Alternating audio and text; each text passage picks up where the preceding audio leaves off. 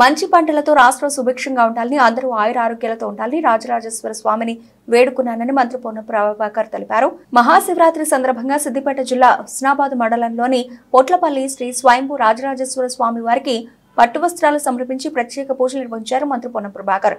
ఈ సందర్భంగా ఆలయానికి వచ్చిన భక్తులతో మంత్రి ఏర్పాట్లను అడిగి తెలుసుకున్నారు. అనంతరం మంత్రి మాట్లాడుతూ తాను ఈ దేవాలయంలో 20 సంవత్సరాలుగా పూజలు చేస్తున్నానని, భక్తుల సౌకర్యార్థం హుస్నాబాద్ నుండి పొట్లపల్లి మీదుగా పందిళ్ల వరకు డబుల్ రోడ్డు వేయడం జరిగిందన్నారు.